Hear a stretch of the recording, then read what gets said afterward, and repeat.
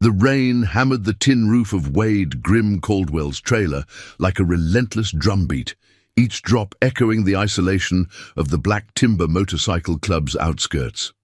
It was 2:17 a.m., the kind of hour where the world felt too quiet, too empty, and the desert wind whispered secrets through the scrub brush.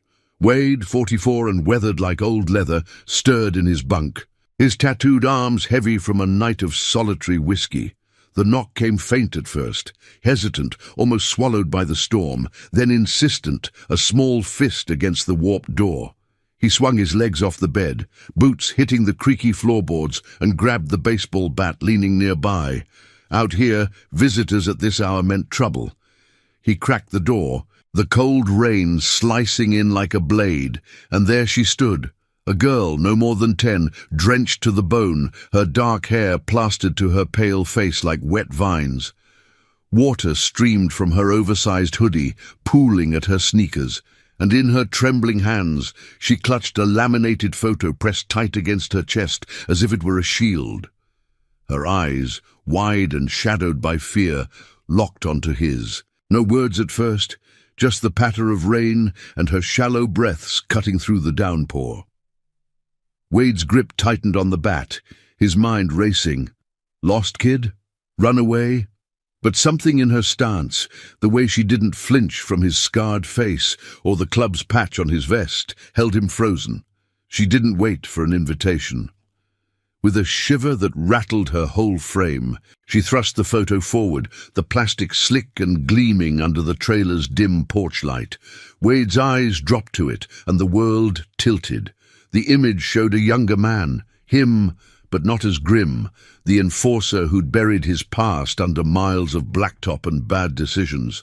This was Wade from 15 years back, clean-shaven, smiling beside a woman with laughing eyes, both of them in faded jeans at some dusty roadside diner. The tattoo on his forearm, a snarling wolf cradling a star, matched the one inked on his skin now, faded but unmistakable. His knees buckled. He caught himself on the doorframe, the bat clattering to the floor, as a sob choked in his throat. That photo was from the one summer he'd tried to walk away from the life, the club, the deals, the shadows. He'd failed, of course, but he'd left that version of himself behind, like roadkill. The girl, Sadie, her name would come later, spoke then, her voice small but steady, cutting through the storm like a siren's call. My mom said if I was ever in danger, I had to find you. She said you'd never leave me. Wade stared, his mind a whirlwind of rain and regret. Danger? Who was this kid? He shook his head, rain dripping from his beard. I don't know your mom, sweetheart. You gotta get inside before you freeze. But even as he stepped aside, letting her slip past into the warm glow of the trailer, doubt gnawed at him. Her chin had a tiny dimple just like his sister's used to, and the way she held that photo, fierce, protective, stirred something buried deep. Sadie didn't sit, didn't shake off the wet. She stood in the middle of the cramped space, the scent of damp earth and fear mingling with the stale coffee on the counter. Her name's Erin Hart. She's 33. She went missing 3 days ago. The words landed like punches, each one forcing Wade to replay fragments of memory. Erin. A face from a dive bar in Reno, years ago. Waitress with fire in her eyes, cornered by a sleazy boss who'd grabbed her wrist too hard. Wade had intervened that night, not with fists, but with presence. The club shadow enough to make the man back off. He'd slipped her cash, a burner phone with the Black Timber emergency line. For if things go south, he'd said, we're not saints, but we keep our word. She'd thanked him with a smile that lingered in his dreams for weeks, but he'd ridden out at dawn, leaving no traces. Could that be her? The timeline fit too damn well. As Sadie peeled off her hoodie, revealing bruises blooming like dark flowers on her arms, marks of rough hands, not falls, Wade's stomach twisted. Men came to our house. she whispered, eyes downcast. 2 nights ago. Big guys. Yelling about a brown folder. Mom shoved me out the back window with this. She tapped the photo, told me to run to the old truck stop, find the man with the wolf tattoo. Grim. That's you, right? Wade nodded slowly, the pieces slamming together. The folder, whatever it held, had drawn blood. Erin's voice echoed in his head from that long-ago night. You're a good man under all that ink. A promise he'd made to himself then, to protect the innocent when the world chewed them up. But this was personal, a ghost from his attempt at normalcy crashing back. He knelt to her level, the floorboards groaning under his weight, and gently took the photo. The wolf's eyes seemed to stare back, accusing. Sadie, he said, the name feeling right on his tongue, I'm gonna help you. We'll find your mom. But as he said it, details sharpened. The curve of her ears, the stubborn set of her jaw mirroring his own in old mirrors. Blood of his blood? The thought hit like thunder, impossible yet insistent. He'd walked away from Erin without a backward glance, but life had a way of circling back on 2 wheels. By 3 a.m., Wade had Sadie wrapped in one of his old flannels, sipping hot cocoa from a chipped mug. The rain eased to a drizzle, but the storm inside him raged. He couldn't do this alone. The club was his spine, his shield. We're going to the clubhouse, he told her, voice low and firm. Safe there. No one's touching you. She nodded, trust flickering in her eyes like a spark in the dark. As he fired up his Harley, the engine's roar drowning the night's whispers, Wade felt the weight of that old promise settle on his shoulders. One look at the photo had cracked him open, but fulfilling it, that would demand everything. Honor, blood, maybe his last shot at redemption. The road to the clubhouse wound through shadowed pines, headlights cutting fog like knives. Wade glanced back at Sadie in the sidecar he'd rigged years ago for quick runs, her small form huddled against the wind. The black timber compound loomed ahead, a fortress of steel and loyalty under the paling sky. Curtis Bear Nolan, the president at 56, broad as an oak and twice as rooted, would have questions. But Wade knew the code, family first, chosen or not. As the gates creaked open, the first hints of dawn gilded the horizon, promising a ride that would test them all. Word count, 872. The gates of the Black Timber clubhouse groaned open under the weight of rusted chains, their metallic screech slicing through the early morning mist like a warning. Wade throttled down his Harley, the engine's low rumble fading into the hush of the compound, where rows of bikes stood sentinel under sodium lights that buzzed faintly overhead. Sadie clung to the sidecar's edge, her eyes darting at the shadows cast by the low-slung buildings.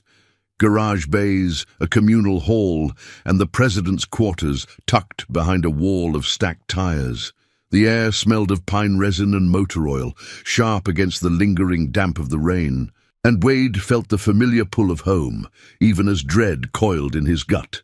This place had been his anchor through wars unspoken, but bringing a child here, that shattered the code in ways he couldn't yet name. Curtis Bear Nolan emerged from the main hall before Wade could kill the ignition, his massive frame filling the doorway like a boulder in a stream. At 56, Bear was the club's unyielding heart, his grey-streaked beard framing a face etched with lines from too many sunrises over bad news. He wore his cut over a faded flannel, arms crossed, eyes narrowing at the unusual sight of the sidecar passenger. Grim, he rumbled, voice like gravel under tires. You look like you've seen a ghost, or dragged one in.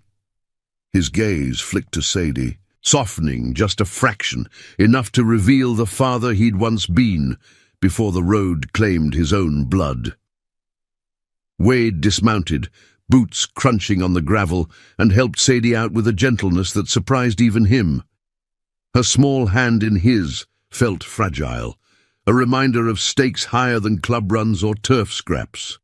"Bear, this is Sadie. She's in trouble. Her mum's gone missing, and it ties back to something old." He pulled the laminated photo from his vest pocket, handing it over as they stepped into the hall. The interior was a cocoon of warmth. Wood-panelled walls hung with patches and faded photos of rides past, the air thick with the scent of strong coffee brewing on a hot plate. A few early risers, Jax, the wiry mechanic with grease-stained knuckles, and Lena, the club's unofficial medic, a no-nonsense nurse in her 40s, glanced up from the long oak table, curiosity etching their faces. Bear took the photo, his thick fingers careful, and studied it under the hanging lamp's yellow glow. The younger Wade stared back, frozen in that moment of fleeting hope, and Bear's brow furrowed. "This you? Hell, Grim, you were almost human back then." A low chuckle escaped him, but it died quick when Sadie spoke up from Wade's side, her voice threading the tension like a needle. "That's my mom with him. Erin. She said Grim would help because he promised." The room stilled, the coffee pots dripped the only sound, as eyes turned to the girl. Wade felt exposed, the photo a key unlocking doors he'd bolted shut. He explained in clipped words. The knock in the storm, the bruises on her arms like echoes of violence, the men hunting a brown folder. Erin's face from memory overlapped with the photo, igniting fragments. Her laugh over greasy fries, the way she touched his arm when he handed over that burner phone, a promise made in the dim light of a diner to stand as a shield if the world turned cruel. Bear set the photo down, his jaw tightening like a vice. "Lockdown then, no one in or out till we know more." He clapped his hands once, sharp as a gunshot, and the hall stirred to life. Jax radioed the perimeter guards, his voice crackling over the walkie-talkie, while Lena guided Sadie to a side room with a blanket and a bowl of oatmeal, her touch maternal, whispering assurances that cut through the girl's guarded silence. Wade watched them go, a pang hitting him square. Sadie's dimpled chin catching the light, the same stubborn tilt to her head. Was it possible? That summer fling, the nights blurred by hope and haste, ending with him riding away at dawn. No goodbyes, no traces, but life had a cruel arithmetic adding up what he'd left behind. By 4 a.m., the clubhouse hummed with purpose, a machine oiled by loyalty. Bear gathered the core members in the back office, a cramped space lined with maps and ledgers, the air heavy with cigar smoke from nights long past. Wade paced the worn rug, recounting Sadie's story, the invasion, the folder, the flight through the rain. "It's gotta be tied to that Reno mess," he said, voice low. Years back, the club had skirted edges of construction deals gone sour, shady contracts for desert highways, whispers of kickbacks to badges on the take. Wade had pulled Erin from that world, but if she'd kept records, proof of the rot, it explained the hunters. Bear leaned back in his creaky chair, fingers drumming the desk. "We ride for answers. Jax, check the old contacts in town. Discreet. Grim, you and me hit Erin's last known spot. If this folder's real, it's bigger than one woman. It's poison in the veins of everything we stand for." Wade nodded, but his mind snagged on Sadie, now dozing under Lena's watch, her small chest rising and falling in the bunkroom's dim light. The thought of her as his, blood calling to blood, stirred a fear deeper than any brawl. He'd buried fatherhood under layers of regret, convinced the road left no room for roots. Yet here she was, a living echo of the man in the photo, trusting him with eyes that mirrored his own hidden storms. As dawn's first rays pierced the blinds, painting gold streaks across the floor, Wade stepped out for air, the compound's gravel cool underfoot. The bikes gleamed in the light. Engines silent but ready, a testament to the family he'd chosen when blood had failed him. The call came just after, a burner buzzing in Bear's pocket. Anonymous. Urgent. Hart's place was tossed. Signs of a struggle. But no body. Wade's heart seized, the words blurring the line between protector and something more. He couldn't lose her before he even knew. With the club mobilizing, scouts fanning out like wolves on the scent, Wade felt the old promise ignite, a fire that would burn through corruption and doubt alike. Honor demanded he ride, for Erin, for Sadie, for the redemption he'd long thought lost to the dust. And now I invite you to leave in the comments where you're watching from and the exact hour you heard this story. We wish to know how far these northern confessions travel and at what moments they reach you. The sun crested the jagged peaks like a reluctant witness, casting long shadows across the black timber compound as the engines roared to life. Wade stood at the edge of the gravel lot, the chill morning air biting through his leather cut, carrying the faint tang of dew-kissed sagebrush. His Harley idled beside him, a faithful beast vibrating under his hands, but his eyes were fixed on the bunk-room window where Sadie slept. Lena had drawn the curtains, but a sliver of light slipped through, illuminating the curve of her cheek in peaceful repose. The girl's trust in him, a fragile thread woven from her mother's words, pulled at something raw inside. A paternal instinct he'd never claimed, but couldn't deny. Was she his? The question hung like exhaust smoke, blurring the line between duty and destiny. Bear clapped a heavy hand on Wade's shoulder, grounding him. We ride now, Grim. Answers won't find themselves. The president's voice cut through the revving motors, steady as the club's ironclad code. Around them the core riders assembled, Jax on his customized chopper, tools jangling in his saddlebags. Marco, the quiet veteran with scars from desert storms, checking his sidearm holster out of habit. And a half-dozen others, their cuts patched with the wolf and star emblem that bound them tighter than blood. No fanfare, just the ritual of purpose, the snap of visors, the creak of leather, the shared nods that spoke volumes. This wasn't a joyride, it was a hunt for truth, rooted in the promise Wade had made long ago to shield the vulnerable from the world's underbelly. They split into pairs, tires spitting gravel as the convoy peeled out, heading toward the dusty outskirts where Erin Hart's modest home sat like a forgotten outpost. Wade rode point with Bear, the wind whipping his beard, Sadie's photo tucked inside his vest, like a talisman against the rising doubt. The road unfurled in a ribbon of cracked asphalt, flanked by scrub and distant mesas that glowed amber in the light. Memories surfaced unbidden.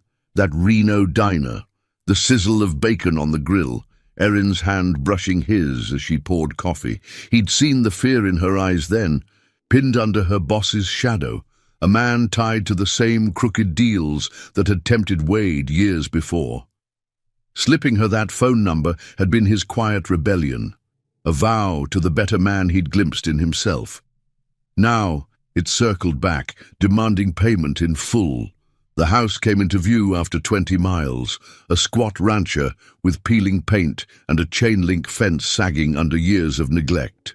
No car in the drive, just an overturned flower pot spilling dirt like spilled secrets, and the front door ajar, swaying gently in the breeze.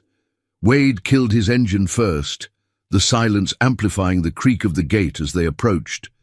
Bear signaled the others to fan out, eyes scanning for tails or traps, while Jax knelt by the porch, his flashlight beam dancing over scuff marks in the dust, bootprints too large for Erin, too deliberate for accident. Struggle here, Jax muttered, voice low, tracing the gouges without touching. Wade's pulse quickened, the air thick with the metallic scent of fear, long faded, mingled with the faint rot of overturned trash bins. Inside, the chaos told its story in shattered fragments. A lamp base cracked on the floor, its shade crumpled like a discarded plea. Kitchen chairs upended, drawers yanked open and rifled through. Wade moved through the living room, boots careful on the splintered wood, his gloved hand brushing a framed photo on the mantel, Erin and Sadie at a county fair, cotton candy smiles frozen in time. No blood, No overt signs of harm, but the absence screamed louder. The brown folder Sadie mentioned was gone. Its secrets vanished with whoever had taken Erin. In the bedroom, Wade found a child's drawing taped to the mirror, stick figures of a family under a smiling sun, labeled Mom, Me, and the Wolfman in wobbly crayon. His throat tightened. The wolf, crude but unmistakable, echoed his tattoo. How much had Erin told her? Enough to send Sadie into the storm, enough to forge this bond across years. Bear rifled through a desk in the corner, pulling out crumpled bills and a stack of letters, overdue notices, hints of a life scraping by. "She was holding on," he said, voice gruff with empathy. "But this—" He held up a torn receipt from a local print shop, dated 3 days prior, copies of documents, quantity unspecified, folders key, construction bids, maybe payoffs, ties to that sheriff's deputy we crossed paths with last year. Hale, the one with the silver tongue and dirty hands. Wade nodded, the pieces aligning like gears in a well-oiled machine. The club had steered clear of those deals, but echoes lingered. Corruption in the highways meant rigged contracts, displaced families, lives ground under for profit. Erin must have stumbled into it, perhaps as a clerk or witness, gathering proof to fight back. Her disappearance wasn't random, it was erasure. A shout from outside pulled them back, Marco waving from the shed, his face taut. He'd found a hidden compartment in the wall, pried open, a single USB drive, overlooked in the haste. Wade took it, the small device cool in his palm, a digital lifeline. "We get this to Lena's contact at the safe house," Bear decided, pocketing it. "Tech guy owes us. But Grim, this pulls us deep. Hale's got badges and builders in his pocket. Raiding Erin's place means they're desperate." Wade's jaw set, the weight of command settling heavier. The club lived by justice outside the law's blind eye, honoring promises that the system broke, but risking the brotherhood for one woman's fight, for a girl who might be his. It tested the edges of loyalty, forcing him to weigh the chosen family against the blood he might have sired. As they mounted up, the sun climbing higher, casting harsh light on the ransacked home, Wade's mind raced ahead to Sadie. He'd left her with instructions. Stay put. Trust Lena, no wandering. But the ride back stirred a deeper fear, not of the hunters, but of failing her as he'd failed Erin. The convoy thundered down the highway, dust trails marking their path like war paint, the USB a burning coal in Bear's vest. Redemption wasn't a straight road. It twisted through moral quagmires, demanding sacrifices that echoed long after the engines fell silent. Wade glanced at the horizon, where thunderheads gathered like unspoken threats, knowing the real storm was just beginning, one that would force him to claim the fatherhood he'd fled, or lose it all to the shadows. The compound gates clanged shut behind the convoy, the echo reverberating through the pines like a final punctuation on the morning's hunt. Wade dismounted his Harley with a stiffness in his joints that had nothing to do with the ride, the USB drive now a heavy secret in his pocket, transferred from Bear's keeping. The sun hung midway in the sky, its light filtering through the branches in dappled patterns that danced across the gravel, but the warmth did little to thaw the chill settling in his bones. Dust from the tires settled slowly, mingling with the scent of heated metal and sage. As the riders dispersed, Jax heading to the garage with a nod, Marco scanning the perimeter with eyes honed by old wars. Sadie emerged from the bunk room then, rubbing sleep from her eyes, her flannel shirt hanging loose like a borrowed flag of safety. Seeing her, whole and waiting, twisted something in Wade's chest, a mix of relief and the gnawing uncertainty of what the day might unearth. Lena met them at the hall door, her arms crossed over her nurse's scrubs, face a mask of quiet concern. "She's been asking for you," she said to Wade, jerking her chin toward Sadie. The girl hesitated at the threshold, clutching a stuffed bear Lena must have found in storage. Its fur matted from years of disuse. "Did you find her? Mom?" Sadie's voice was a whisper, laced with the fragile hope of dawn, but Wade could only shake his head, kneeling to meet her gaze. The dimple in her chin caught the light again, a mirror to his own, and he fought the urge to trace it with a calloused finger. "Not yet, kiddo, but we're closer. Got something that might bring her home." He pulled the USB from his pocket, holding it up like a promise etched in plastic. Her eyes widened, recognition flickering. Perhaps Erin had mentioned such things in hushed bedtime stories. Bear ushered them inside, the hall now alive with the low murmur of voices and the clatter of mugs on the oak table. The air carried the rich aroma of fresh brew, grounding the tension that hummed like an idling engine. He gathered the inner circle in the back office once more, the space feeling smaller under the weight of new stakes. Jax plugged the drive into an old laptop scavenged from club runs, its fan whirring to life as the screen flickered blue. "This better not be encrypted," Jax grumbled, fingers flying over the keys. Grease from the morning's work smudging the edges. Wade sat beside Sadie on a worn couch, her small frame leaning into him instinctively, the warmth of her shoulder against his arm, stirring echoes of a life he'd never lived. The others, Lena hovering nearby, Marco leaning against the wall with arms folded, watched in silence. The room thick with the unspoken bond that had forged the Black Timber into more than a club, a bulwark against the world's cruelties. The files opened in a cascade of documents, scans of contracts yellowed at the edges, emails threaded with coded language, spreadsheets tallying figures that screamed graft. Erin's notes, handwritten in tight script, wove through it all. Timelines of rigged bids for desert infrastructure, names of contractors pocketing funds meant for roads that never materialized, and at the center, Deputy Harlan Hale, his signature a serpent's coil on falsified approvals. "She was building a case," Bear rumbled, scrolling through a photo of a ledger page, the ink faded but damning. Waitress by day, whistleblower by night. Must have crossed paths with Hale's crew, maybe overheard something at the diner, started digging. Wade's mind reeled back to that Reno night, Erin's eyes darting to the back booth where suits like Hale's ilk huddled over maps and whispers.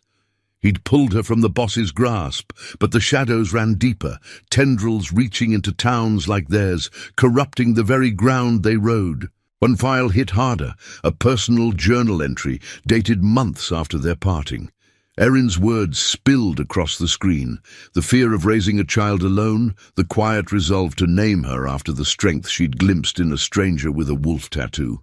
And then the gut punch, a paternity test result, grainy but conclusive, linking Sadie's DNA to Wade's from a sample Erin had secretly obtained during their brief time together. The room blurred for Wade, the laptop's glow casting harsh shadows on his face as he read it twice, 3 times. His daughter. Not a maybe, not a ghost from a photo, but blood. Real and reaching for him across the years. Sadie peered at the screen, her brow furrowing. "What's that say about me?" she asked, voice small in the heavy quiet. Wade swallowed hard, pulling her close, the scent of her hair, faint shampoo and innocence grounding him. "It says, your family, Sadie. Mine." Bear closed the laptop with a decisive snap, his eyes meeting Wade's in a look that bridged decades of brotherhood. "This changes the ride. Hale's not just dirty, he's cornered. That folder, or what's left on this drive, could topple his empire, but he'll come hunting and not alone." The warning hung, laced with the moral fire that defined them. Justice not through vengeance, but through exposing the rot that preyed on the weak. Lena stepped forward, her voice steady. "I'll get word to my contact at the community center, old lawyer who hates badges like Hale. But we need proof airtight, or it's our necks." Marco nodded, cracking his knuckles. "Perimeter's tight, but if they hit, we hold. For her." He glanced at Sadie, the club's quiet vow wrapping around her like armor. As the group dispersed to fortify, Jax reinforcing locks, Lena prepping a go-bag with medical supplies, Wade lingered with Sadie in the hall. The afternoon light slanting through high windows in golden shafts. He showed her the tattoo on his arm, the wolf cradling its star, and told her fragments of the past. The diner, the promise, the man he'd tried to be. Her questions came soft, probing the edges of his regrets, and in answering, Wade felt the weight lift, redemption threading through the scars. But outside, the wind picked up, carrying the distant rumble of thunder, a harbinger of the confrontation brewing. Hale's web was vast, but the Black Timber's loyalty was vaster still, a chosen family rising to honor a vow that time couldn't erode. Wade stood taller, the father he'd denied awakening, ready to ride into the storm for the daughter fate had returned. If this story's gripping you, hit that like button. It helps spread these tales of honor and heart far and wide. The afternoon sun dipped lower, painting the Black Timber compound in hues of burnt orange and shadow, as if the desert itself were holding its breath.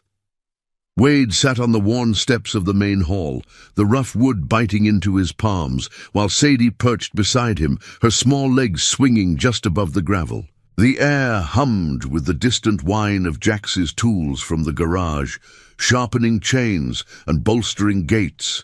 But here in this pocket of quiet, the world narrowed to the two of them.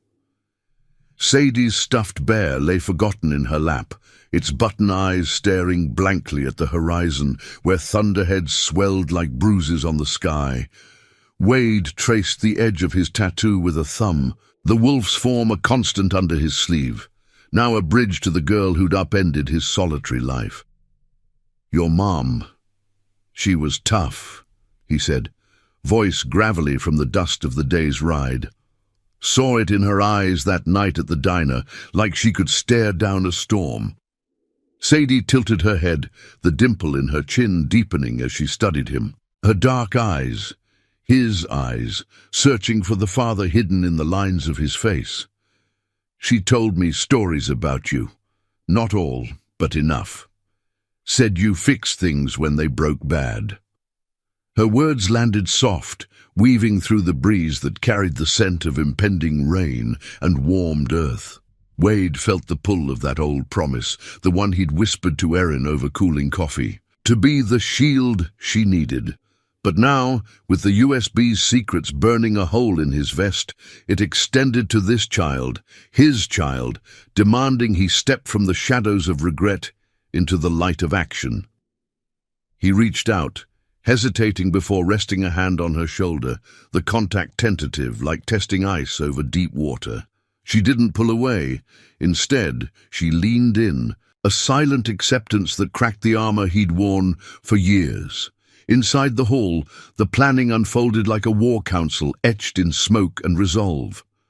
Bear paced the oak table, his massive frame casting long shadows under the hanging lamps, while Lena spread maps across the scarred surface, faded blueprints of the town's underbelly, marked with pins for Hale's known haunts, the sheriff's outpost, a derelict warehouse by the rail yards, and the construction yard where the crooked deals festered.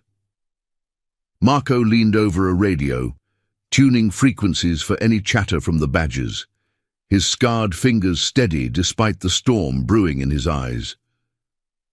Jax had cracked more files from the USB, projecting grainy images onto the wall with an old beamer, ledgers of siphoned funds, photos of kickback meetings under sodium lights, Erin's annotations circling Hale's name like a noose. "She's got timestamps," Jax said, pointing to a digital trail. "Proves he rerouted road contracts to his cronies, millions vanishing into ghost projects, leaving families like hers in the dust. If we leak this right, it buries him." Bear's fist came down light, a controlled thud that echoed their unyielding code. "We don't leak blind. Hale's got eyes everywhere, deputies on payroll, builders who'd sell their souls for a cut. Erin's alive. The drive's proof she's a threat they missed. We find her first, get her testimony, then hit with the full weight. His gaze shifted to Wade, heavy with the trust of brothers forged in fire. Grim, your lead on this. It's your blood in the fight now. Wade nodded, the weight settling like a saddle on bareback, but beneath it stirred a fierce clarity. Fatherhood wasn't a title. It was this, riding into the fray for the ones who'd claimed him, chosen or born. The club murmured agreement, their loyalty a tapestry of shared scars. Marco's from overseas sands. Lena's from hospital shifts saving lives the law ignored. Jax's from engines that had carried them through hell. This was their family, woven from promises that outlasted rust and rain. As dusk crept in, fingers of purple staining the sky, a low rumble broke the compound's rhythm, not thunder but engines on the approach road. Wade tensed, hand drifting to the knife at his belt. As Bear signaled the perimeter watch, headlights pierced the gloom, 3 pickups rolling slow, dust swirling in their wake like ghosts stirred to life. They halted at the gates, and out stepped a figure Wade recognized from the files. Tommy Vance, a mid-level contractor with a paunch and a smirk that screamed bought loyalty. Flanked by 2 roughnecks in flannel, he raised his hands in mock surrender, but his eyes darted, calculating. "Heard you boys are asking questions," Vance called, voice oily over the idling motors. "About a missing lady and some papers. Hale sends regards, says it's club business best left alone." Bear stepped forward, the gate chain rattling in his grip, his presence a wall of unmovable honor. "We don't take messages from snakes. Tell your boss the Black Timber keeps its word. Erin's one of ours now." Vance's smirk faltered, glancing at the armed silhouettes emerging from the shadows, club members materializing like wolves from the woods. Wade moved to Bear's side, Sadie's safety flashing in his mind, a fire urging restraint over rage. No guns drawn, no fists flying. Their justice was poetic, rooted in exposure, not blood. "You got a choice, Vance," Wade said, his tone low, carrying the weight of the drive's evidence. "Walk away clean, or we ride this truth straight to every door in town. Your calls, Hale's empire crumbles either way." The standoff stretched, tension coiling like a spring, the air thick with exhaust and unspoken threats. Vance's men shifted, hands twitching toward hips, but the club's unified front, silent, steadfast, held them frozen. Finally, Vance spat into the dirt, backing toward his truck. "This ain't over. Hale plays dirty." The engines revved, taillights fading into the twilight, leaving the compound in watchful quiet. Bear turned to Wade, a grim nod passing between them. "They're rattled. Means we're close." Inside, Lena gathered Sadie for the night, tucking her into a bunk with stories of brave riders, while Wade lingered by the window, the USB now copied and hidden in multiple safes. The confrontation had been a probe, a test of their resolve, but it ignited the moral fire. Corruption thrived in silence, but loyalty roared louder.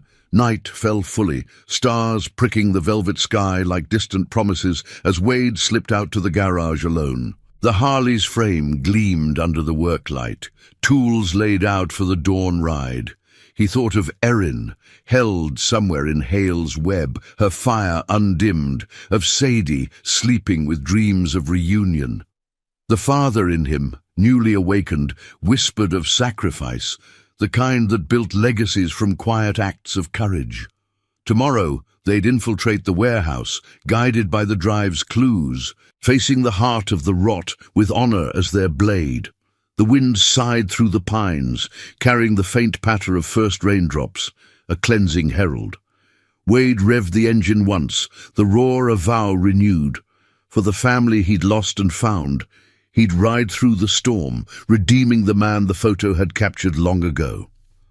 The moon hung low over the Black Timber compound, a silver sliver casting ethereal glows on the rain-slicked gravel, where puddles mirrored the stars like fractured promises. Wade wiped grease from his hands on a rag, the sharp scent of oil and metal clinging to his skin as he tightened the last bolt on his Harley's chain. The garage's fluorescent hum was a solitary companion, broken only by the patter of rain, accelerating into a steady drum on the tin roof. Sleep had evaded him since the standoff with Vance, his mind replaying the contractor's oily retreat, the way the taillights had swallowed into the night like retreating predators.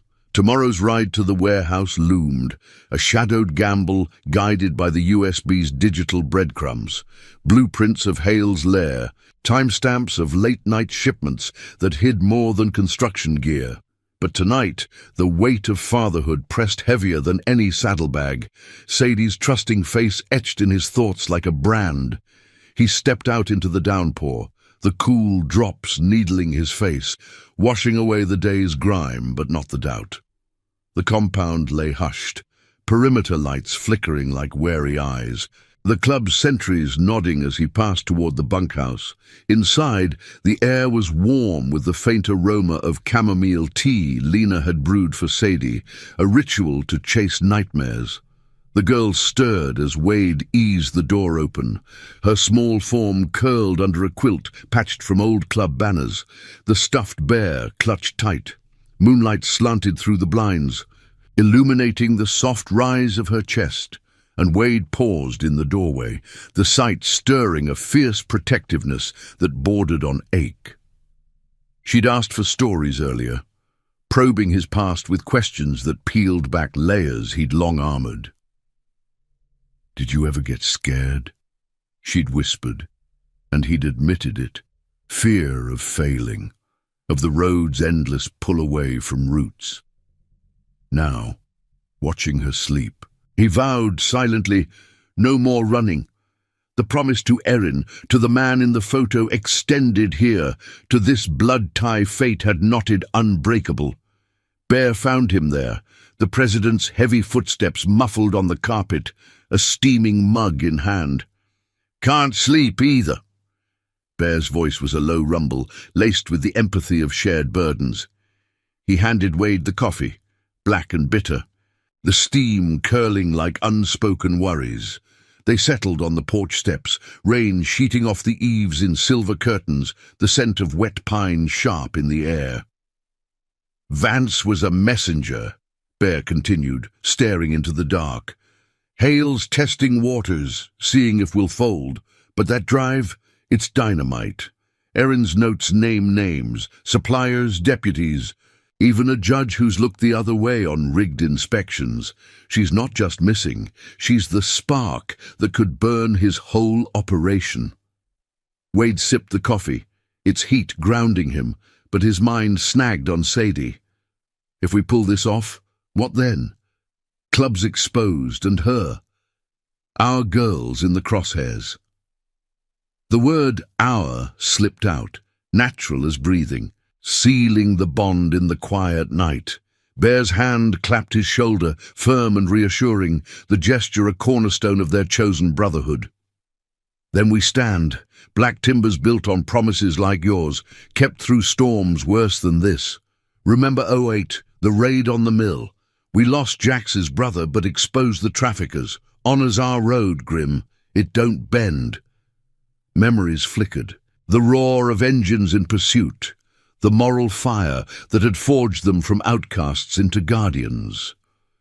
Wade nodded, the rain's rhythm syncing with his resolve, but a distant crackle over Bear's radio shattered the moment.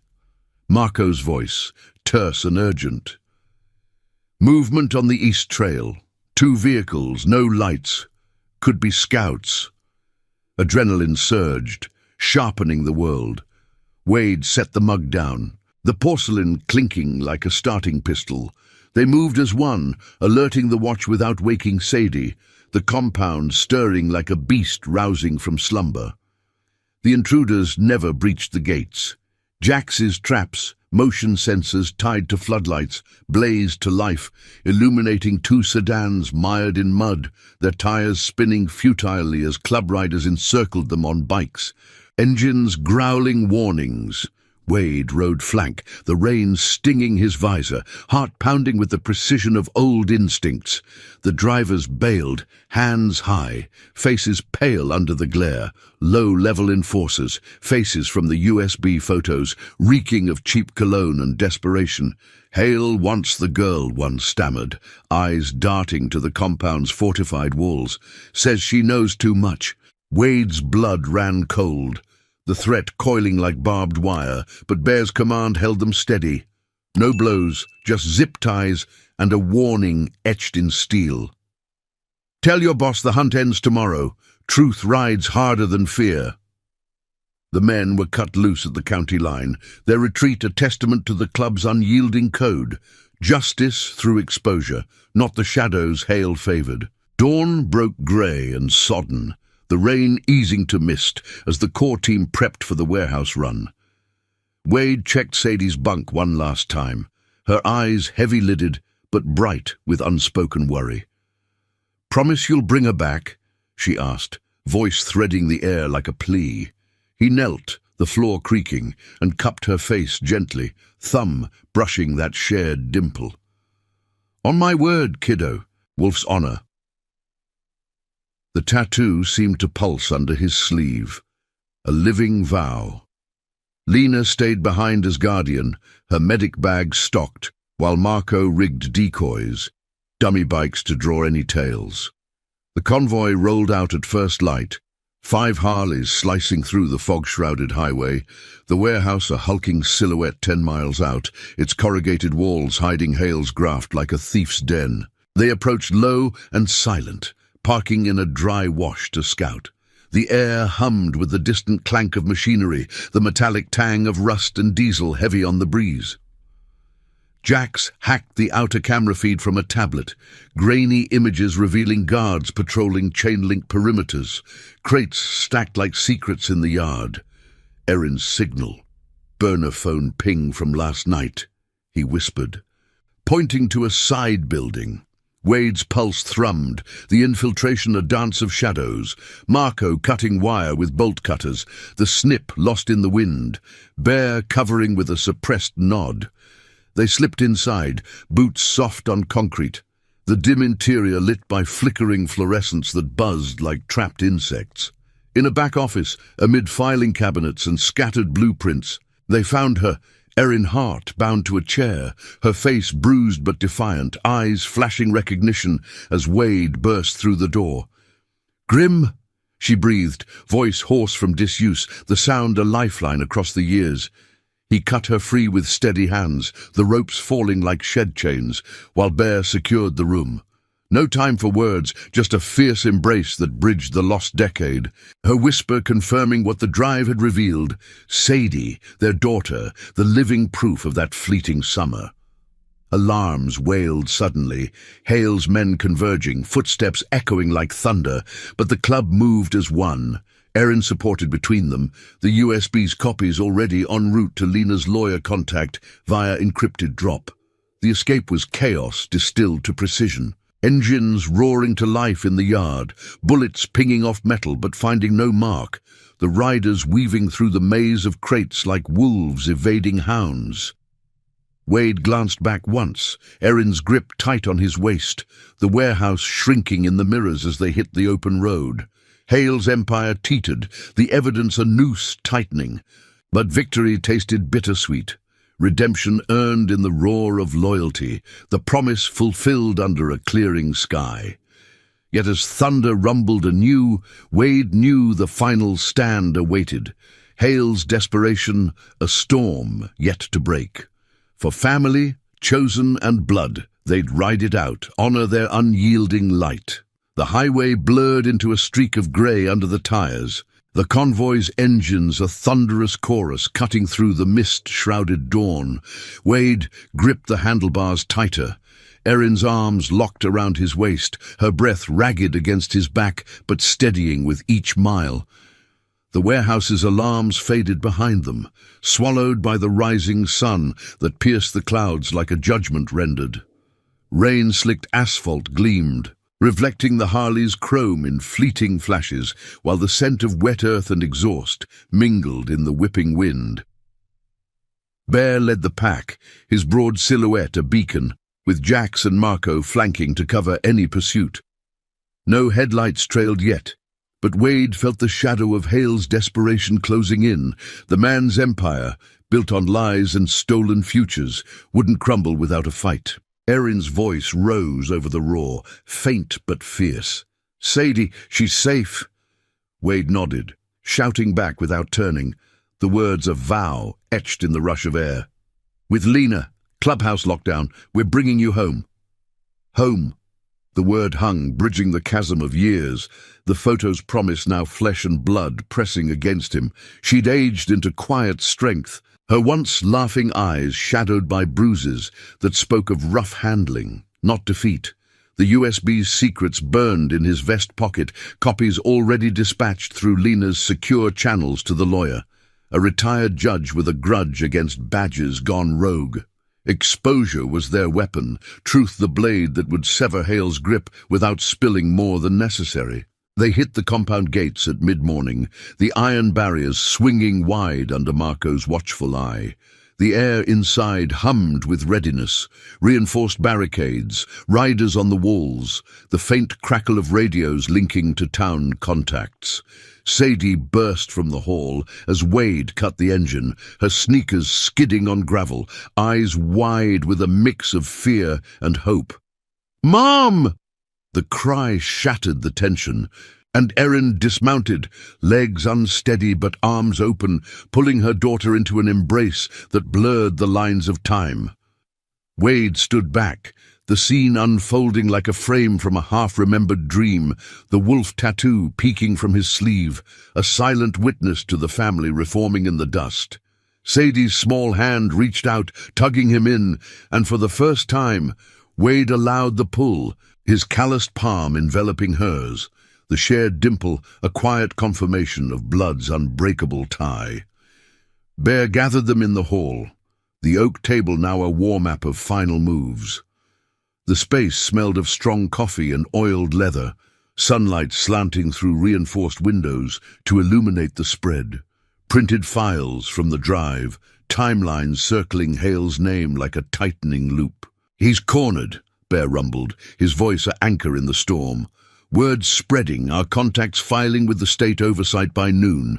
But Hale'll try one last play. Warehouse scouts reported incoming, his crew armed with bluster and badges.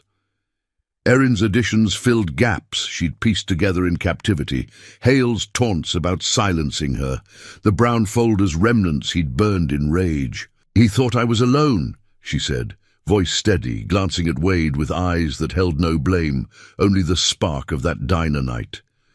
"But you came back."